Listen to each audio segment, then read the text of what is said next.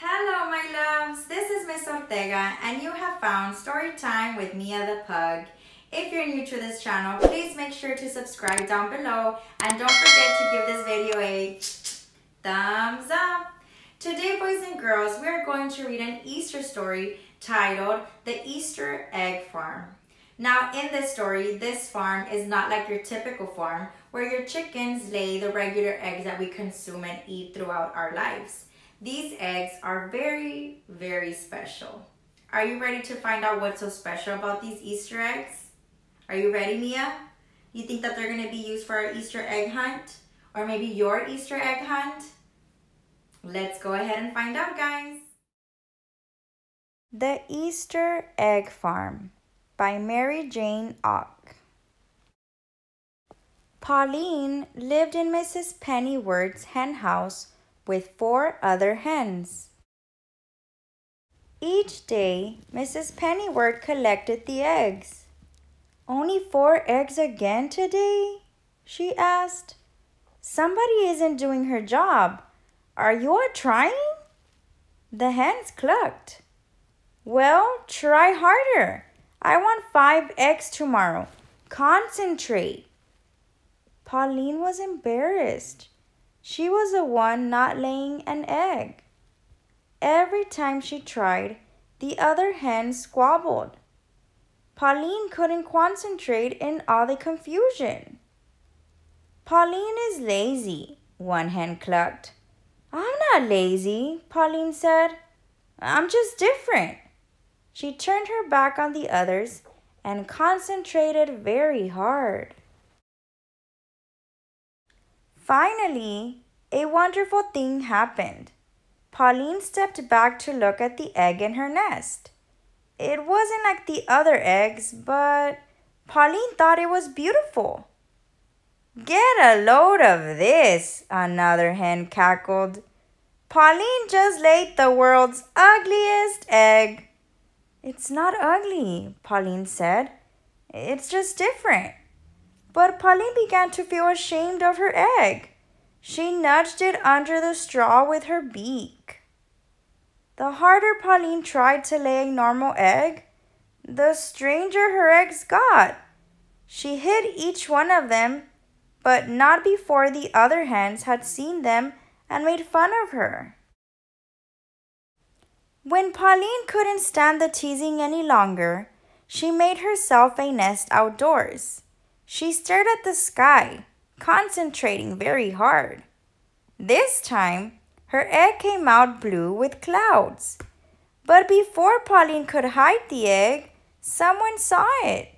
Mrs. Pennyworth. "Pauline, what a lovely egg," she said, holding it up in the sunshine. "This is too unusual to crack open for my breakfast. I'll put it on my windowsill, where everybody can enjoy it." The next day, Pauline laid an egg that was even more unusual.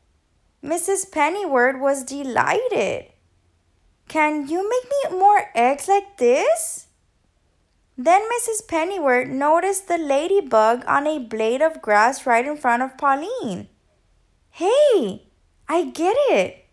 The egg comes out looking like whatever you see." Pauline blinked. She wasn't quite sure how it worked herself. "This is fantastic," Mrs. Pennyworth said. "Come into the house with me. We'll see what kind of eggs you lay there." Pauline loved being inside. There were lots of pretty things to look at. In her new surroundings, Pauline became quite creative. Soon, her unusual eggs lined the windowsills of Miss Pennyworth's house. One day, a lady appeared at the window. "Are these lovely Easter eggs for sale? I need one for every child in town. They are for the annual Easter egg hunt." "No problem. We can lay that many eggs, can't we, Pauline?" "We?" thought Pauline. She'd never seen Mrs. Pennyworth lay an egg, so she knew it was up to her. Laying eggs for the Easter egg hunt would be an honor. She clucked happily. "Come back for your eggs the night before Easter," said Mrs. Pennyworth. Pauline was excited. She started laying 2 eggs a day, then 3, then 4. Mrs. Pennyworth began taking Pauline on field trips for inspiration.